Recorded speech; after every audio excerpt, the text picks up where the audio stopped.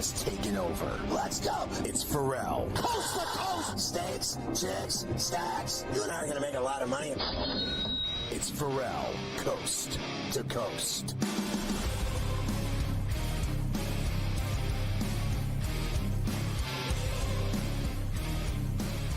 Always love hooking up with the mega talented voice of the Alabama Crimson Tide on football, basketball, across the board, Chris Stewart down in Tuscaloosa. Good to see you, Chris. I want to start with this. I thought that, let's be real here. I thought they started February pretty solid. I thought the Tide were doing their thing. No problem. Blowout Georgia. You get by the Hogs at Bud Walton in Fayetteville. Tough game, but you find a way. I like that. You blow out Texas at Moody in Austin. I mean, you just smothered them. And then you lose at home to Auburn. I watched the game last Saturday. I don't think that's anything to hang your head over. They're a really good team. Obviously, you wanted them in Tuscaloosa, but you didn't get it done. And then you go to Columbia, which people are finding out how brutal that place is to play in against that team. And it was a tough couple of games for the Tide. But like I said, when you're playing really good teams, whether it's at home or on the road, it really isn't a true sign of who you are if you fall to great teams. Alabama was in those games. They just didn't win them. How did you feel about how things have gone from the start of the month to the last two games? Yeah, I think you hit the nail on the head that it's the nature of the league. I mean, you're sitting here looking at potentially 13 teams, or really 13 teams that are in the mix for the NCAA tournament, which is unheard of. Are all going to get in? Probably not. But it's an indicator of how good the league actually is. But it doesn't matter to you when you're the one trying to win and you're tied for first in the league. You're basically co-number one because one poll's got you number one, the other one had Auburn. And look, they proved they're the best team in the country right now, without question. But you're right there 1 week ago, and we're all pumped and excited in Tuscaloosa in the state because we've got the biggest game. Not the biggest matchup because we've played with games that have been on the line, but for an Alabama-Auburn matchup to have 1 versus 2, it's never happened. It's the only time it's happened in the history of the SEC that you've had 1 versus 2. So it was huge. There was a lot on the line, and you didn't get it done. And I think that's the disappointing thing. All the respect in the world for both Auburn and for Missouri, especially where you played them. But it's the fact that you didn't play your best or anywhere close to it. People talk about Alabama being a 3-point shooting team, and they do it as well as anybody in the country. But that's not all of who they are. They didn't lose to Auburn because they couldn't make threes. They lost to Auburn because they couldn't make threes. They missed way too many layups, and they didn't defend at the level they need to. At all. So they literally let them shoot. I think almost 50% from the floor when no one does that against Alabama. I think it was like 47% or something, but they literally had never allowed that in Tuscaloosa to anybody to see that team. And we know how legit they are, Broom and company. They had 5 other guys in double figures in that game. I watched the game. I was sitting there going, oh my God, they're almost shooting 50% from the floor. It's unheard of against an Alabama defense. No, and they came out, they're up 9-0 to start the game. They win by 9. Alabama turns around, Nate switches the lineup just a little bit. And it wasn't because he said what do you think? Like Jaron Stevenson was out of the lineup. First time in a long time that he hasn't started. And he was coming off of one of his best games of the year against Auburn statistically. He said, I was in the meeting. He said, I'm not taking you out of the starting lineup because of anything you've done wrong. I'm trying to get our rotation set better. And that very night, that game against Missouri, you fall behind 12-0. And then I think you lose by a dozen. So starts matter. It's not all about that, but your starts absolutely can matter in terms of the outcome they have for Alabama. They got to be better out of the gate. You're right. There's no shame in losing the 2 games that you've lost. But the reality is you got Kentucky Saturday. You got Mississippi State, who's a top 15, top 20 team next week. You got Tennessee on the road after that. Then you go Florida, Auburn to finish the year. So you tell me where the get good, the get well game is. There's not one. That's just brutal. I mean, I'm sitting here laughing because it's so brutal, that schedule. I can't even breathe right. Just hearing that schedule makes me like skip breaths. Let's talk about the first half at Columbia. Like 10 turnovers led to, buckets. And I think they got in a hole with sloppy turnovers. And, I go to games all the time, and my daughter plays at a high level here, and she's a really good player. And I go to her game, and they turn the ball over. I went to this game last Saturday, and they turn the ball over like 30 times. I'm like, oh, my God. You wonder why you lose. You go down and turn the ball over every time you don't get a shot. It's the kiss of death. I thought the turnovers against Missouri killed you. No, it definitely did not help. It was a big part of it in that first half, no question. They did better in the second half. They outscored them 51-50, I think, in the second half. But the damage was done, and not that they didn't play at times well. Cut it to 6, I think, with about 3 minutes to go. But just too many mistakes, and that's been a key throughout the course of the year. When you make 15 or 17 threes, whatever it was, against Texas, you could afford to turn it over 17 times like they did. But even against Auburn, where you do a great job of hanging on to the ball, only turned it over 7 times, you may as well have turned it over more because you missed so many layups in that ball game. And Auburn was even better. They only turned it over 4 times the entire game. So there's obviously work to be done from a consistency standpoint. And Nate and I talked about it after the Texas game. It's not a shock that they didn't shoot it well from 3 because It's called an average for a reason.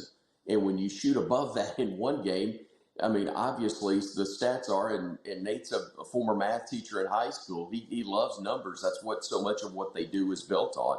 I mean, even he knows you're liable to come off of that and not shoot it as well the next ball game. But like we talked about, turnovers against Missouri, but missing shots right at the rim, some of which Auburn deserves credit for, because not only did they block 6 shots, I believe, in that game, they make you think they're going to block everything. So you're a little leery, but there's 5 that Bama, it's as if they were in the gym by themselves and just missed them right at the bucket. That's how open they were, and that adds up. So I was 9 of 11 from the floor Wednesday night. Tell Nate if he needs another big. I'm 6'4", 240, and I go down low and I get it done. I put it in the 10. I got a nice little touch inside. But here's the deal. You guys score more than Kentucky. You rebound more than Kentucky. You're 10-2 at home. If you shoot like you're capable, score like you're capable, and rebound like you're capable, and play like you're capable at home tomorrow in Tuscaloosa, you beat this team. Am I right? Yeah, you're absolutely right, because you've already played them at Kentucky and beaten them. And they did all the things that you talked about. They didn't probably defend as well as they would like, but they need to. It's been kind of weird. They've actually Alabama's played better on the road than they have at home. They've lost the 2 conference games, but they've had some other close ones where they just didn't play as well. But hopefully that's going to flip, and they'll flip the switch the right way tomorrow. Yeah, and then how about that? You're right. The Mississippi State game is Tuesday night. Have fun with all that stress. Always good to see you guys. Have a great game tomorrow against the Wildcats.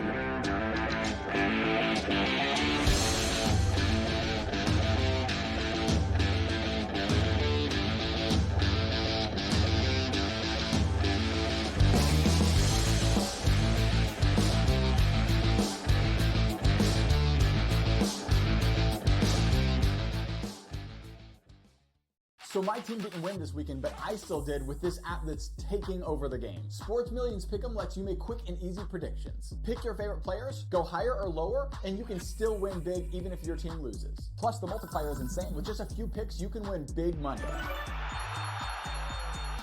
So get on it. They've got a welcome bonus to help you start off your winning streak.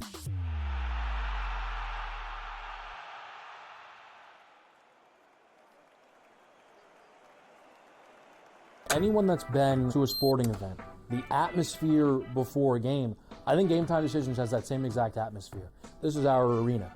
This is what we do. There is going to be an energy to Game Time Decisions that you will feel night in and night out. The excitement you get when you lock your bets in, when you're figuring out what you want to do, we can zone in on the biggest games each night. I want this to be the place that people come to before the games start so they feel as ready as possible to lock in their cards. We are going to hit every single one of those markets that you need to know about. We're going to go through every single thing, and I've got a great team behind me that's going to help me get the job done. There is not going to be a better place, I promise you, than Game Time Decisions to get that new information, react to it, and be able to then bet accordingly. We will have everything at our disposal, and we will use that to our advantage.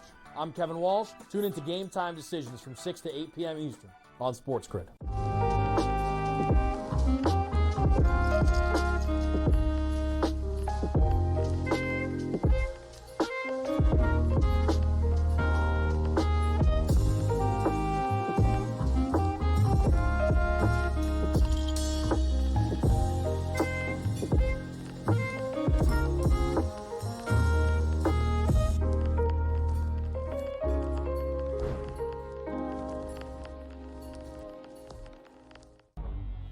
Two guys that can do it all. Too much electricity this morning. This is a good time. We're having a lot of fun. I had to do a triple take. Ka-ching!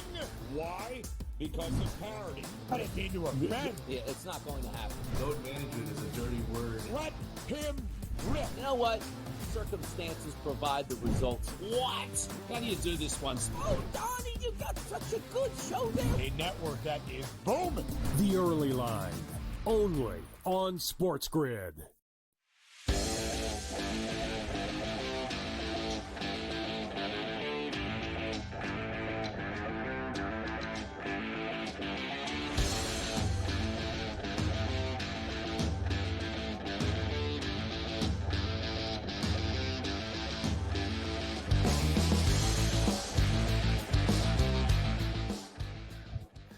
I got to be honest. We're, watching this Mexican Open, and these dudes are just spraying balls into the bunkers. I just saw guys in a row off the tee box splash it in a drink.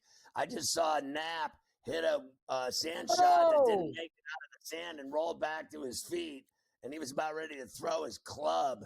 And that was a beautiful chip. The second one, the first one didn't make it out of the bunker. This is a crazy tournament. He's right on the cut line, too. Honest to God, Scott, imagine that. PGA Tour.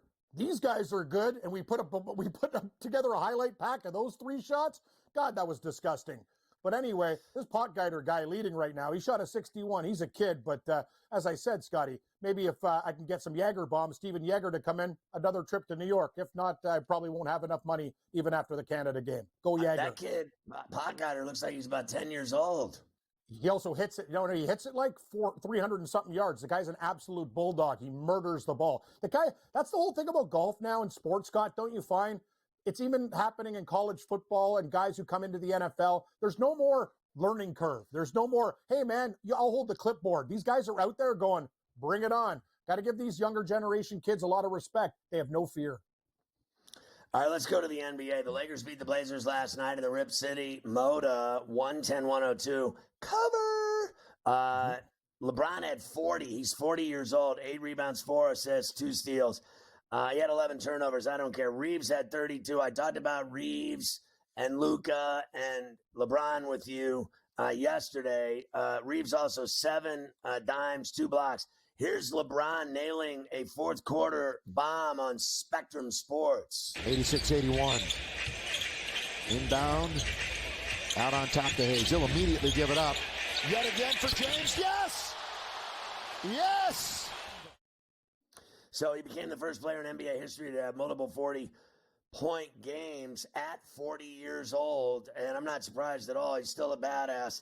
Austin Reeves said LeBron has nothing else to prove about his greatness. And if anyone thinks he does, then they are just Jordan fans. Good one, Austin. Let's start making fun of Michael Jordan now. See how that goes for you in life. Listen, honestly, just stop.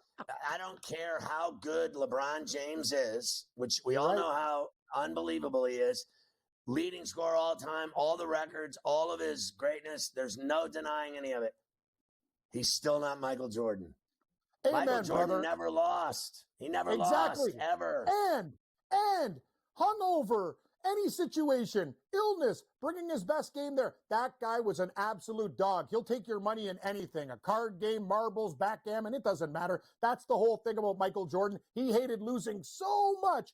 LeBron, let's give him credit. One of the best players, great fantasy guy. But here, LeBron James and Michael Jordan, there's no argument. It's MJ. Amen, brother. Love you, Scotty. It's real simple. Come on. It is simple. It's real simple. It's just so simple.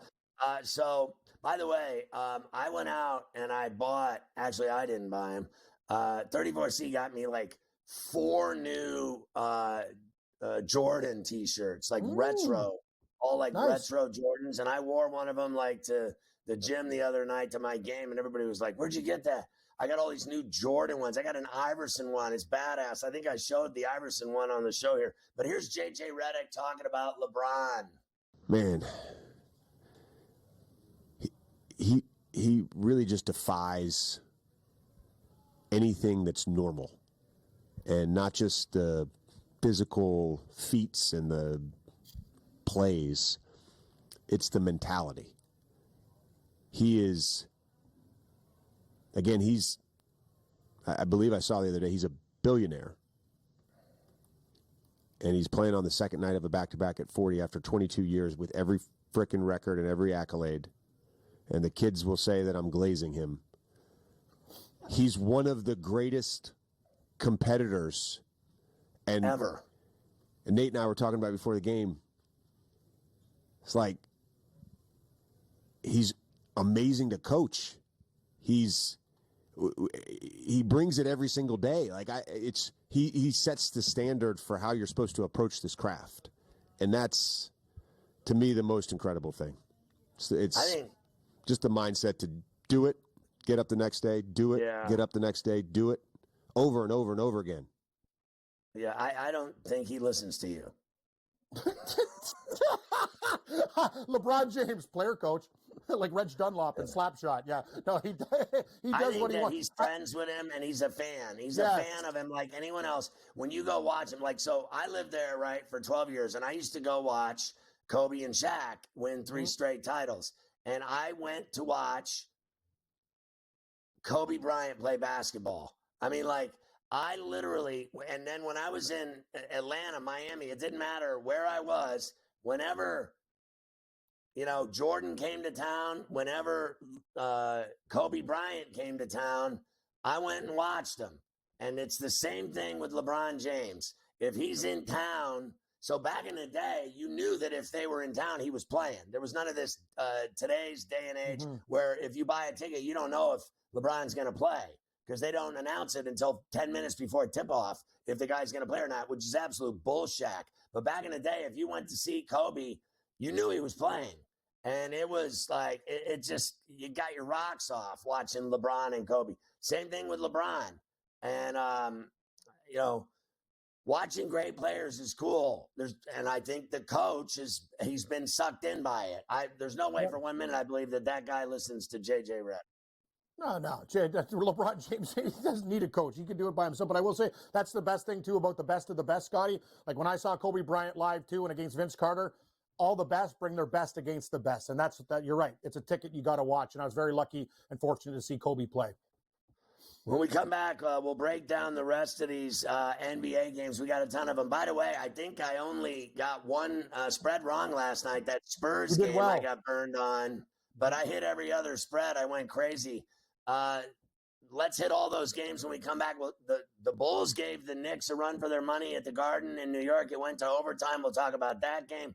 Denver's won 9 in a row. They're hot, and they've got a ring and experience. We're talking NBA on Coast to Coast on a Pain-Free Friday.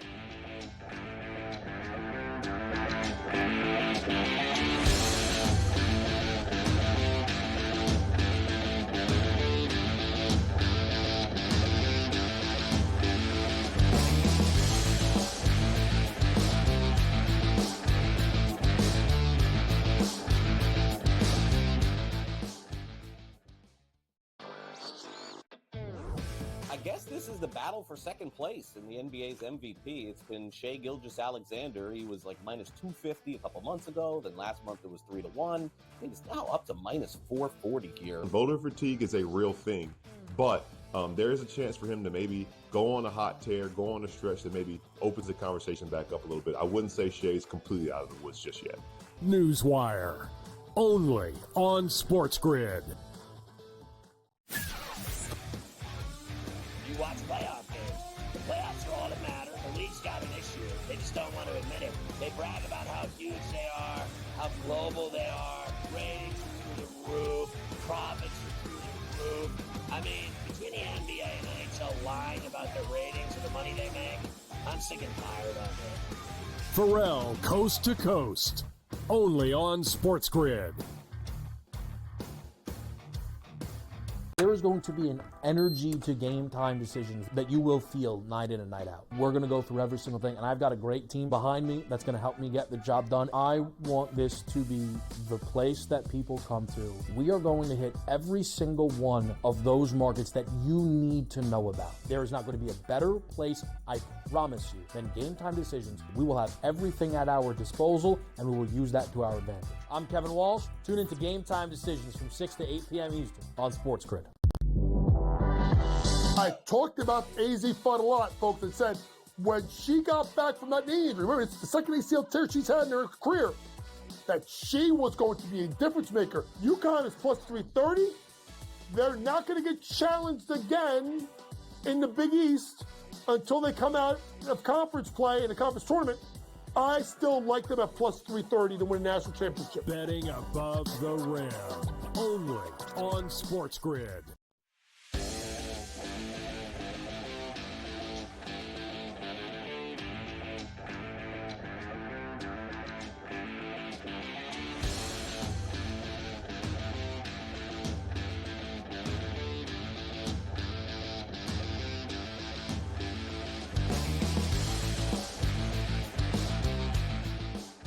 It's always fun to spend time in the breaks talking bad about people who are very good at it and almost on a professional level. Let's go to the Knicks before the red phone rings. The Knicks hold on to beat the Bulls 113-111 at the Garden in New York.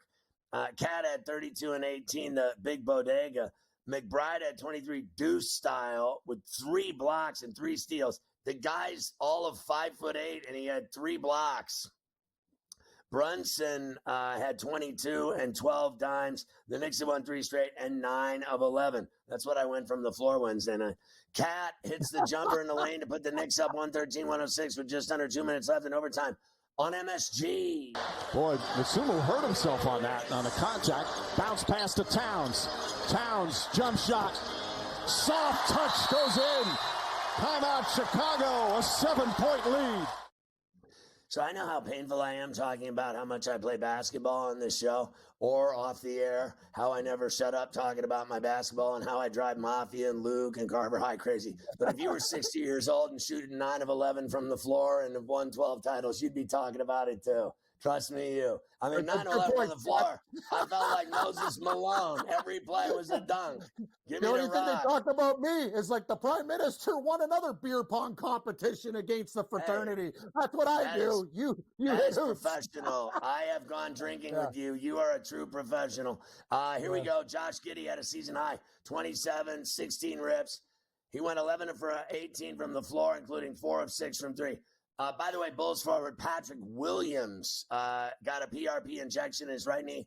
My daughter's had PRP injections. It's no joke. To treat tendonitis and knee problems, cartilage problems, he'll be reevaluated in a couple weeks. I think PRP and prolotherapy works. I've seen it work. It's no joke. It's painful. It is suffering to go through it, but it works.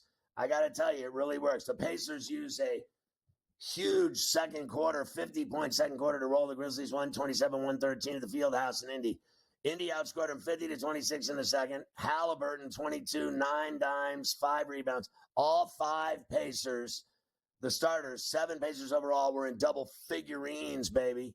The NBA Defensive Player of the Year odds with Wemby done. I'm going to show them to you now. No more Wemby. It looks like Jaren Jackson Jr. in the lead, Cam. I like that. Well, we got to straight up pick 'em here, Scotty. This is like a horse race in a matchup bet. I lean Jackson over Mobley. Dort's good, but no, he's not going to get there at 10. And you're right. It's a two-person race. I lean Jackson Jr. Isn't Daniels the guy, the Great Barrier Thief? That's the greatest nickname in sports. The Great Barrier Thief. That is fantastic. Well played. You don't get that's right. Another thing. We need more nicknames, more good ones too. Not boring. We use in golf with you and Carver High, right? Exactly. All right, so John Moran had $1 million worth of stuff stolen from his home on December 19th when they were playing the Warriors. I got to be honest with you. I'm getting sick and tired of hearing about all these athletes getting robbed their homes when they're off, working. I mean, I'm not blaming them, and I don't think that it's like, they all have to hire armed guards and security at their cribs. Like, it's crazy. This has become a crazy problem. That kid Beck that transferred from Georgia to Miami had 3 cars stolen from his crib the other night, and he dates that Cavender twin, one of them. I wish he was dating both of them. Hey, now. But he had 3 cars stolen. They got 2 of them back. They caught the kid that did it. He was some Miami high school football player that stole the cars, apparently. But I'm getting sick of hearing about these robberies. Celtics make easy work of the Sixers, 124-104 in Philly. Cover! Pritchard had 28. How about 8 threes for Pritchard? He's a menace of society. Brown had 20, Tatum 15. 4 Celtics starters with 15-plus points. Here's Pritchard, one of those threes to get to 28 on TNT. Pritchard zigs and zags and fires and hits. Oh, man. 28 for Pritchard. I'm telling you, I have said this to you. I've said it to Carver High. I've said it to Coach Young. This guy is so good. He really was that guy at Oregon, too. And he's become such a great pro with the Celtics. He could start on, I'd say, 75% of the teams in the NBA. Meanwhile, he comes off the bench for the Celtics, and he pours in 14 average per. He's a freak. He is a freak. And you talked about Boston and their depth, Scotty. Good call. I can't believe I bet on the Sixers. I should lose my gambling card on this one. I thought it was points. And, that's what you get for betting on the Philadelphia 76ers. Less money. Well, Paul George hasn't scored more than 20 in a month for the Sixers. He's been awful in Philly. It's coast to coast with the commissioner.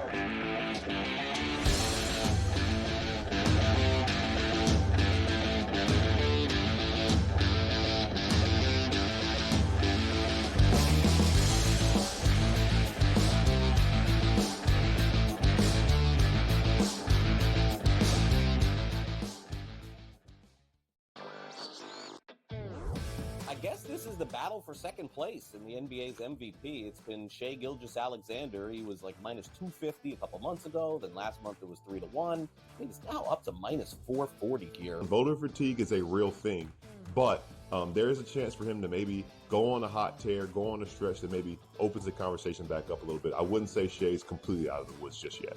Newswire, only on SportsGrid. You watch playoff games. The playoffs are all that matter. The league's got an issue. They just don't want to admit it. They brag about how huge they are, how global they are. Ratings are through the roof. Profits are through the roof. I mean, between the NBA and NHL lying about their ratings and the money they make, I'm sick and tired of it. Ferrall, coast to coast, only on SportsGrid.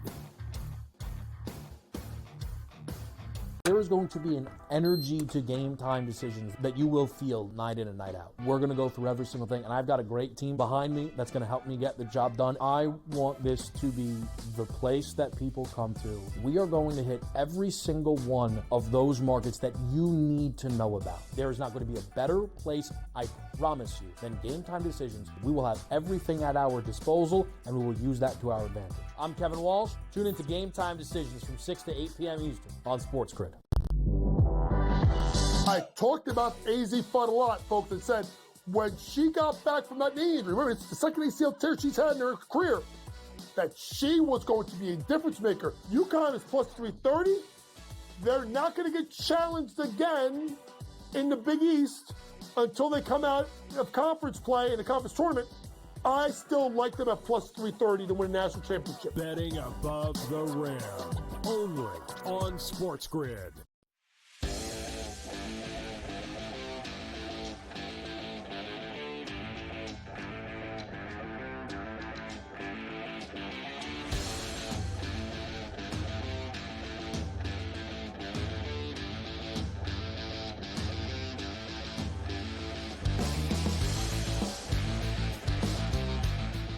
Our good buddy Joe Pisapia is here from Fantasy Sports Today. A lot to talk about with baseball starting. The first thing, I almost fell over today when I saw that Hal Steinbrenner said that the Yankees didn't have to shave anymore. They could actually have a well-groomed beard and facial hair. George has to be rolling in his grave. Well, you have to define well-groomed beard. So can you play for the Yankees with the current situation? That's what I want to know. I feel like I could. I can play. I think I look all right. I mean, I've had this for a while. I don't think it's a problem. You know what I thought of, Scotty? I just kept going back to that old Simpsons episode with Mr. Burns yelling at Don Mattingly to shave those sideburns. That's all I kept thinking about the entire time when I saw that. But good for them. It is 2025. People do like to, have a little bit of freedom in the workplace and grow a beard a little bit. So, yes, I think this is a good compromise. So, good for the Yankees. I think it will certainly lure a lot of free agents in the offseason, I imagine. I actually don't, I don't really care, but I do think that guys that just let it go wild and they're like, I mean, they look like the Unabomber. I mean, they're looking like they're living in the woods, Grizzly Adams and ZZ Top. I think those guys look like idiots in Major League Baseball. I mean, or even in the NBA, these guys don't shave the entire season. Like they got clumps of hair sticking out of the side of their face. I think they look like idiots. Clean yourself up a little bit. I mean, half of them are billionaires and they look like they're junkies when they go out to play. Honestly, I think they look like idiots. I never had a problem with Steinbrenner's rule. I got to be honest with you. I thought they looked classy. But let's talk about the new guys like Goldschmidt and Bellinger and having Max Fried. How do you think those guys are going to do in the Bronx? Well, the plan B was spread the wealth around, and that's what the Yankees did. I think some of it was spent well. Some of it was not spent well, to be honest. I mean, 8-9 years for Max Fried is a very long investment in any pitcher, let alone a pitcher that's already had some potential hiccups. I feel like the contract was so long because they expect at some point there will be a Tommy John surgery in his future.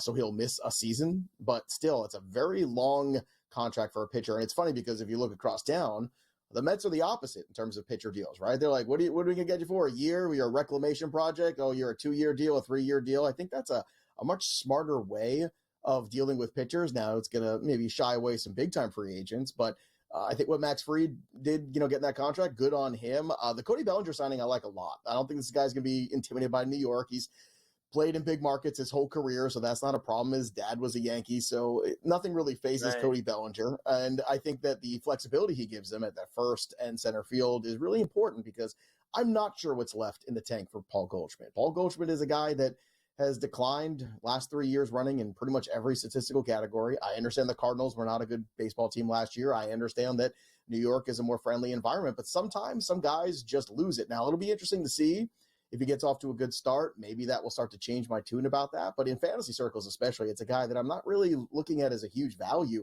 I like Bellinger. I love the Devin Williams signing. I think that was very important. The bullpen, especially the back end, was a problem for the Yankees last year. So a good move by the Yankees there. I'd say a good offseason by the Yankees. But like I said, I think long-term that Fried contract a problem. And on the flip side, too, I think Goldschmidt might be towards the end. And maybe he's got one more good year left. We shall find out.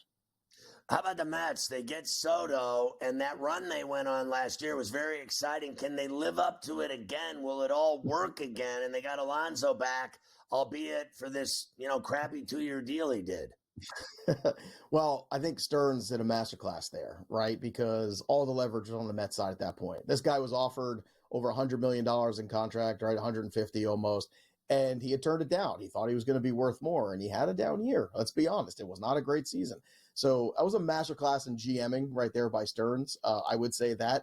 I think the Mets are really intriguing because even though they did go out there and spend a ton of money on Juan Soto, they did still bring back Pete Alonso, which lengthens that lineup, which is very important. You're going to have Soto and Lindor at the top there. You're going to have a lot of guys on base for whoever's hitting the 3-hole. I think it should be Vientos in the 3-hole, not necessarily Alonso. I'd like to see Alonso 5. We'll keep Nimmo in the 4 spot. I think that's the best lineup the Mets can put out there. The Alonso addition is very important because that lengthens that lineup. And I think a guy like Vientos, if you're looking at props for him, I'd be going over 100 RBI for him. Like whatever the RBI total is, I'm sure it's going to be in the 80s. They'll set it, go over because he's going to get 100 RBI on this team. I'm telling you right now. And bringing back Sean Manaea, very crucial. They hope that Senga is healthy.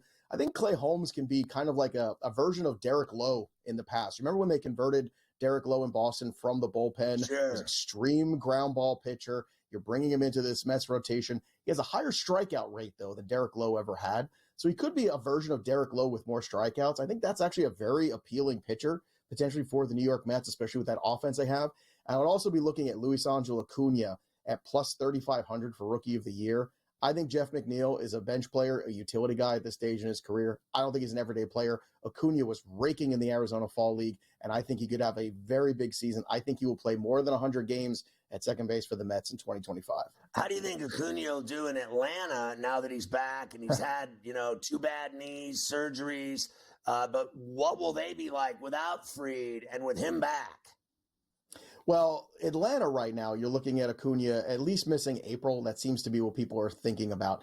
And it's ironic because the last time he came back from this surgery, right, people were saying, well, just have small expectations about the stolen bases. He won't run. And that was a big load of crap because he came back a ton of bases that first year back. And last year, or should I say 2 years ago, rather, he was a 40-70 player. I mean, an incredible return there to dominance for Acuna. So I would expect him to come back, be healthy, ready to go on time. And now with 2 surgically repaired knees, you have to hope now that the worst is behind him. Strider is the more intriguing piece here. He's going very early still in fantasy drafts, and I know he's already throwing bullpens, but I'm very skeptical that he's going to be ready anytime soon. I think the Braves are a team that if they could just hang around 500, they could have a big second half, sneak into the playoffs, and then be trouble because you can get Strider healthy and Sale in that rotation, and a guy like Schwellenbach to maybe repeat or build upon what he did in 2024. That could be a really tough rotation. We know how deep that lineup is, too. The addition of Profar gives them flexibility in the outfield, too. Really smart pickup by Atlanta, who really kind of had a quiet offseason outside of Profar.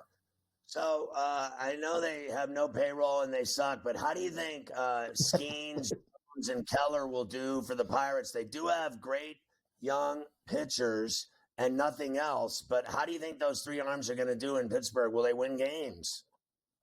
You always set me up here with a Pirates question, and I love you about this, and I want your Pirates to succeed. And here's the best part. They've got more pitching coming down the pipeline. I mean, there's a lot of pitching still to come here for the Pittsburgh Pirates. So at this point, I think when you have a rotation that's got guys like Skeens at the top, Jones, maybe you get some more from Keller this year. You got some of these other young kids who are coming through right now at the AAA and AA levels. You have a lot of pitching. There's been some rumbles in the offseason that Jones might be a guy that they might flip for some offense. Right. I don't think that's a bad idea. And to tell you the truth, if I'm the Orioles right now, I've got a glut of all these young prospects I've got. I don't have enough spots for all these guys in my lineup, whether it's the Heston Kjerstads or the Kobe Mayos and all these guys that they've got. They just lost Corbin Burns. I love Grayson Rodriguez. I look at the rest of that rotation, and I'm a little worried about the Orioles this year. If the Orioles were smart, they would get together for a meeting of the minds and get a guy like Jared Jones and flip one of these position player infield prospects they have, whether it be a Westberg or a Kobe Mayo or even an outfielder like Kjerstad. It makes sense for both of these organizations because losing Corbin Burns at the top is huge for this team. And like I said, Grayson's great. The rest of this rotation, I think, is questionable. And I think the Red Sox, the Jays, and the Yankees all made improvements last year. So the Orioles are in trouble, I think. Well, I mean, we see Bregman go to Boston. I hate to talk about the Red Sox, but I'd rather hear what you think of them than talk about the Dodgers. It makes me want to puke. No, Garrett Crochet, acquiring him, that's a huge game changer. And the fact they didn't have to move any of their prospects like Roman Anthony or Christian Campbell, both those guys will make big impacts, I'm sure, in 2025. And I think it's smart to move Devers off third base in favor of Bregman. I think it's going to happen sooner than later. Oh, you're the man. It's fun talking baseball with you. We'll catch up again real soon. Have a great weekend, buddy.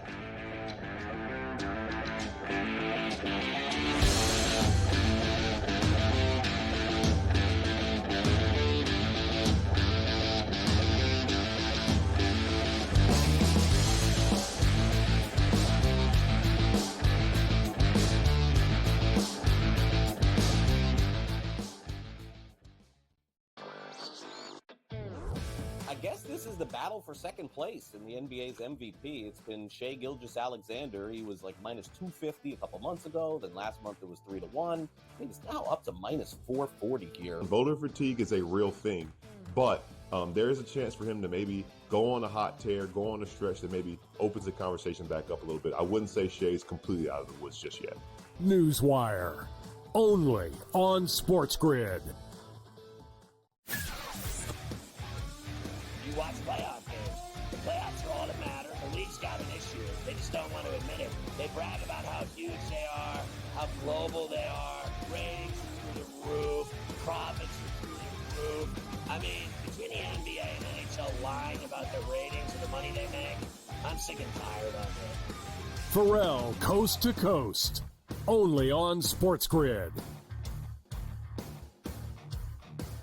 There is going to be an energy to game time decisions that you will feel night in and night out. We're going to go through every single thing, and I've got a great team behind me that's going to help me get the job done. I want this to be the place that people come to. We are going to hit every single one of those markets that you need to know about. There is not going to be a better place, I promise you, than Game Time Decisions. We will have everything at our disposal, and we will use that to our advantage. I'm Kevin Walsh. Tune into Game Time Decisions from 6 to 8 p.m. Eastern on SportsGrid.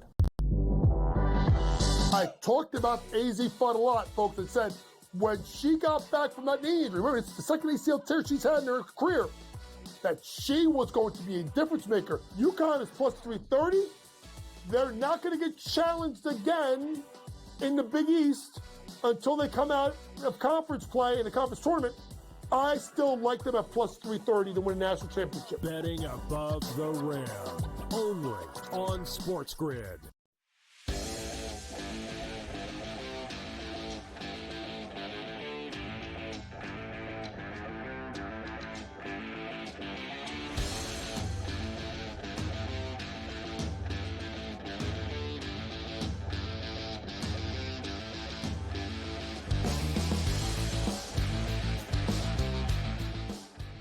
All right, we're still talking about the NBA here, and the Bucks beat the Clippers 116-110 in Milwaukee. Cover! The Bucks took over by outscoring them by 15 in the fourth. Giannis had 23, 8 rebounds, 4 assists. Brooks Lopez had 22 with 4 blocks. The Nuggets beat up the Hornets, but Charlotte covered that fat 17 and a hook we had.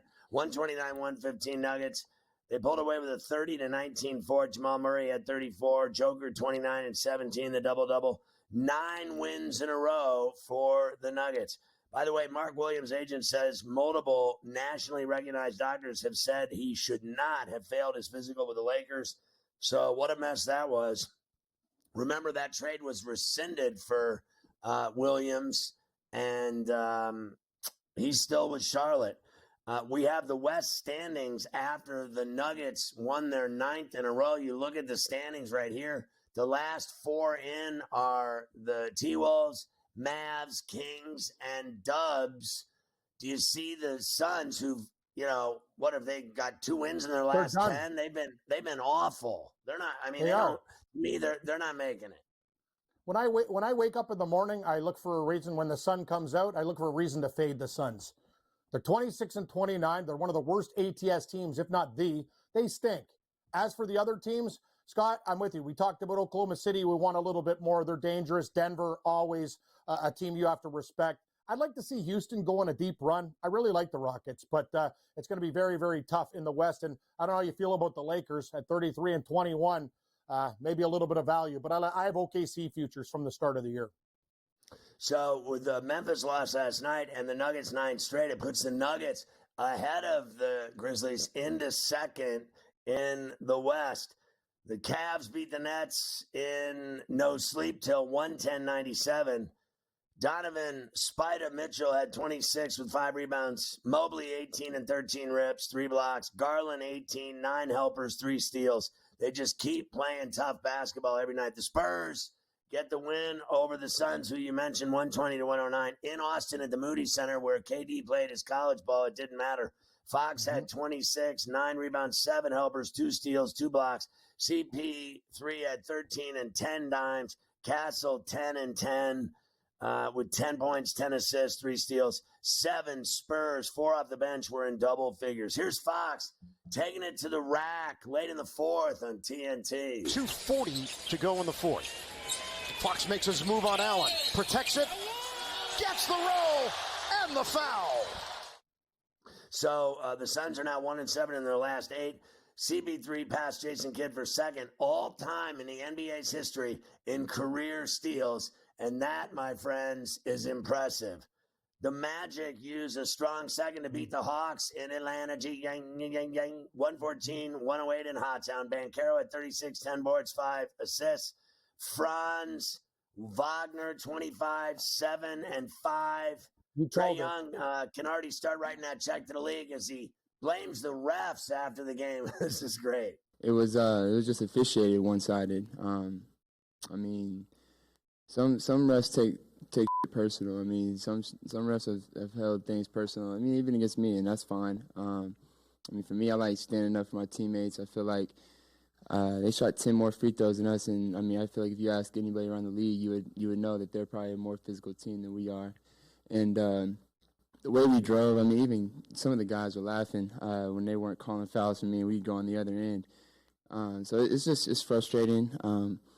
I know a few of those refs. I mean, I've been known for throwing people out throughout the year, things like that. So, dead. I mean, I even asked Caitlin if she liked throwing people out, and she said that's what makes her a good ref. So it's like that.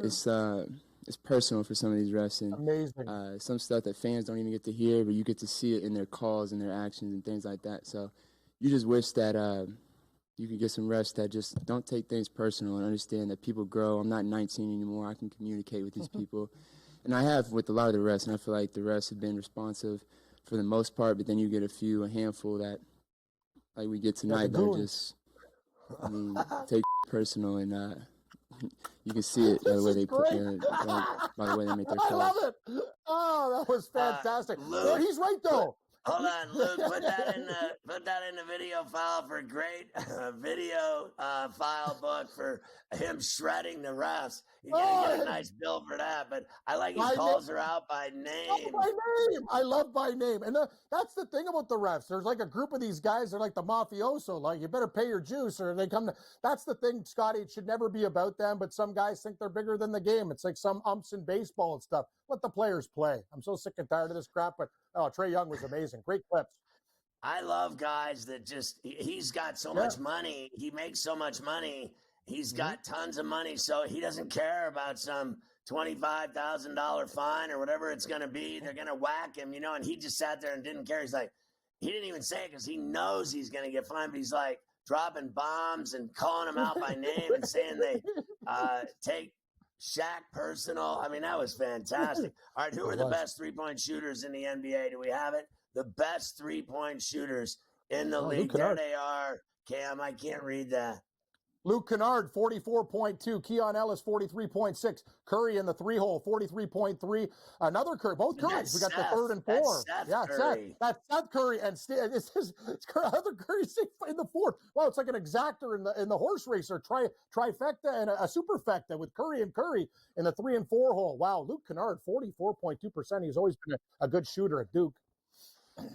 Victor Oladipo says he's not retiring and still has a lot left in the tank.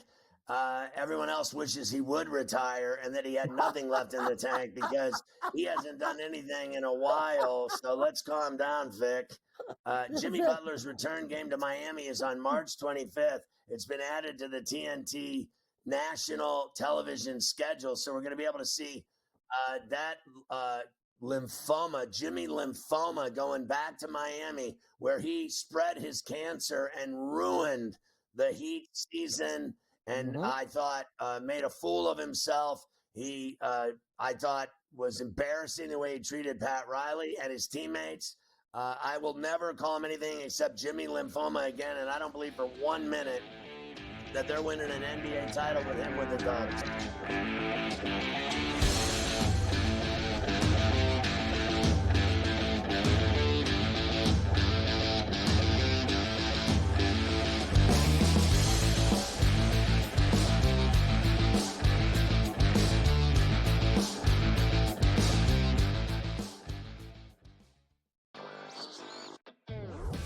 guess this is the battle for second place in the NBA's MVP. It's been Shai Gilgeous-Alexander. He was like minus 250 a couple months ago. Then last month it was 3-1. I think it's now up to minus 440 here. Voter fatigue is a real thing, but there is a chance for him to maybe go on a hot tear, go on a stretch that maybe opens the conversation back up a little bit. I wouldn't say Shai's completely out of the woods just yet. Newswire, only on SportsGrid. You watch playoff games.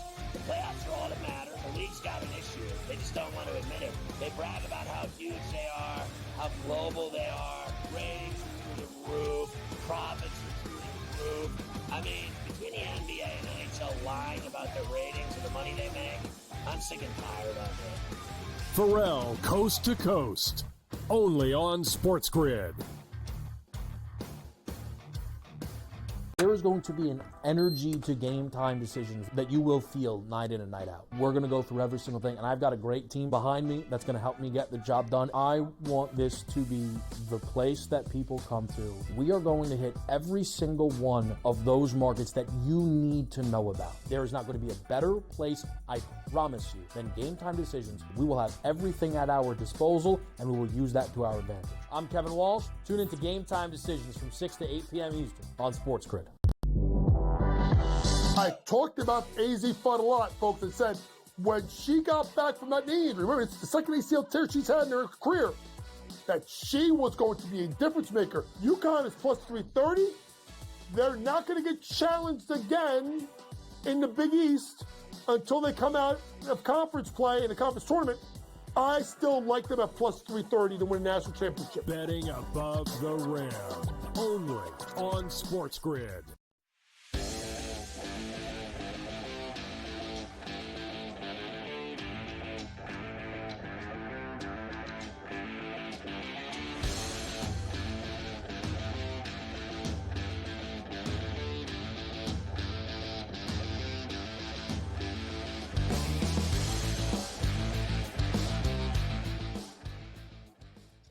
All right, let's look at tonight's NBA slate and see what we're thinking about in these games. New York's at Cleveland at 7. It's on ESPN. You can watch it, actually. I still think they have a cable war going on in New York. You can't watch Knicks games on the cable television channel in New York. How disgusting is that? These greedy people. What's the deal? What's the deal with that? I saw something because I just can't watch games. What's it called? Gotham, whatever? Oh, my God. I'd lose my mind. No, it's not Gotham. It's like you can watch it on that. It's you have to have that app. I'm talking about it's a war between the leagues and Optimum. They're not, they won't carry any of the games. It's unbelievable. Wow. Anyway, Cleveland's laying 8.5. I think it's too many sticks. I think the Knicks scored too much. I think the Knicks are too good to give 8.5 points to. I don't care where the game is. I'm with you, Scott. Great job, by the way, in the NBA yesterday. I should have rode your wave on a couple. I agree with you. That's too many points. I think this is going to be a tight game, so you got to give me. You're going to give me 8.5. I'm there. So Memphis lost, and now they're playing at the Kia in Orlando tonight against Banchero and Wagner, and they're giving me 3 and the Magic at home. I like Orlando here with those points. Even though I'm a Grizzlies fan, I like Orlando tonight. I kind of agree. I think the Grizzlies has a tailspin. That was a brutal performance against Indiana. That was actually bad. Orlando, very gutsy win against Atlanta, Scott, coming back. I know Trae Young complained about the referee, but they were getting smoked early in that game, and they came back. I like Orlando, too. So how about this number is short? Milwaukee laying 6 at Washington at the Capital One in the district. And I'll tell you what, like Middleton, Smart, they're on this team now. It doesn't matter to me. I like Milwaukee. I'm laying the 6. See, Scott, this is the difference. Sometimes I think too much. I look at that line and I always think, like, what's the deal here? Are you offering me a free drink and then I'm going to get robbed after I get the drink? I don't understand the line. Smells like a trap. I got to think about it. I don't like that. Don't trust it. All right. So Miami's at Toronto. And you know how the Raptors have been covering all year, and they're at Scotiabank and they're getting 2.5. Miami, obviously, the better record, but I think, as I said earlier, that this team has been destroyed by Butler. So I'm going to take a stab with the Raptors tonight at Scotiabank in a 2.5. Love it, Scott. When they got their guys together, they're great. They cover numbers. I like them. I took them on the money line, and I got 3 earlier. Yes, I think the Raptors win a tight one against the Heat. So I got burned by the Spurs last night. They're getting 4 tonight from the Pistons in San Antonio. Again, remember, no Wemby. He's done for the year, but they went out and won last night with De'Aaron Fox going off. Can Cade Cunningham and the Pistons win in San Antonio? I say yes. I'm going to tell you they might win, but I like that number with the Spurs. And I love the fact that when big stars go out for the team, they play well for a while. Eventually, water will find its level, but give me the dog, the home dog in the Spurs. Dallas is at home at 8:30 taking on the Pelicans. They've had all their bigs injured. I don't care. They still got Kyrie. They're laying 5.5. I'm on the Mavs. I think the Pelicans suck. This game sucks. Pass. 9:30 on ESPN, the nightcap. Minnesota's in Houston. T-Wolves against the Rockets. I like the Rockets at the Toyota Center. They're loaded, and they're getting players back. They're getting healthier. I like that game. Lay the 3 with the Rockets for me. I lean that way, too. I love the Houston Rockets. They're at home. I think they'll win this game by like 6. Yeah, like I've been seeing, from this Rockets team, blah, blah, blah. Van Vliet's missed Houston's last 7 with an ankle. He's listed as day-to-day. They've had all kinds of guys out, this and that. Jalen Green is the leading scorer for Houston. Şengün, 18 and 10.5 rebounds. The Wolves are 2-1 against him this year, though. Oak City in Utah, it's 15.5 at the Delta and Salt Lake Shakers. I think the Thunder crush the Jazz tonight. I don't care if they play indoors or outdoors in the snow. You know what, Scott? Similar to the Charlotte game, I think the Thunder win by like 13-14. It's like they'll just miss covering the number, but yeah, it's a dangerous line. But I small play with Utah. I like the Thunder to win by 20 or more. Golden State and Sacramento at the Golden One in Sacktown. The Kings now with Zach LaVine. The Dubs are a game over 500. So are the Kings. Who do you like here? I like DeRozan and the Kings tonight at home with Sabonis. So do I. Give me Sacramento in this spot, Scotty. We're on the same page. Kings outright. Let's rock. All right.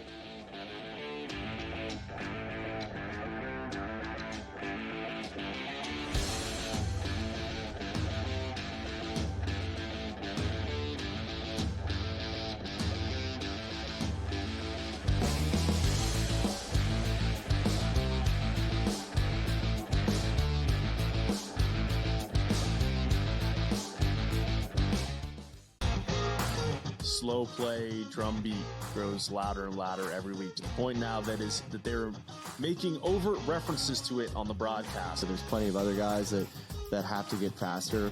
Tom definitely is more deliberate in his conversations, always has been since he's been on tour. I just think about Joe Scaver and when those two started working together, how their conversations always seem to just keep on going and going. The Smiley Show, only on SportsGrid.